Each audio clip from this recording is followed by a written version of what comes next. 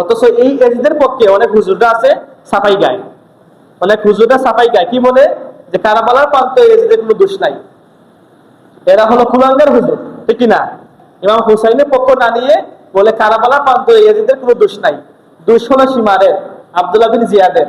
আরে এরা তো এজিদের সৈন্য, তো এজিদের পারমিশন ছাড়া কি কোনো সৈন্য এক পা দেবে না?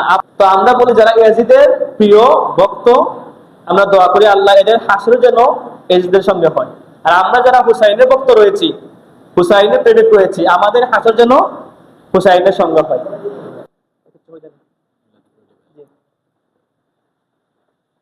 তারপর ইমাম হুসাইনের দেহ মুবারকের সঙ্গে তারা বেয়াদবি করলো, ঘোড়ার সঙ্গে দেহকে বেঁধে তারা কারবালার পুরো মাঠ চক্কর দিল, নাউজুবিল্লাহ। পুরো বেয়াদবি, বেয়াদবি কোনো সীমাই রাখে নাই। এই হলো ইয়াজিদের প্রথম বছর, তার খেলাফতের প্রথম বছর, আমি আলোচনা শেষ করতেছি। দ্বিতীয় বছর সে কি করলো? মদিনার মধ্যে হামলা করলো এই ইয়াজিদ।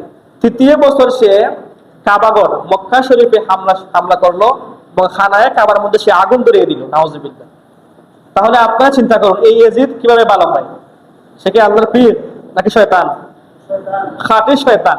এমনকি তারিখের কিতাবে বিভিন্ন অনেক বড় বড় ইমাম সাহেবগণ তারাও মতামত দিয়েছেন ইয়াজিদকে কোনো ক্রমেই ভালো মুসলিম বলা যাবে না, সে মুসলিম কিনা তাও সন্দেহ রয়েছে।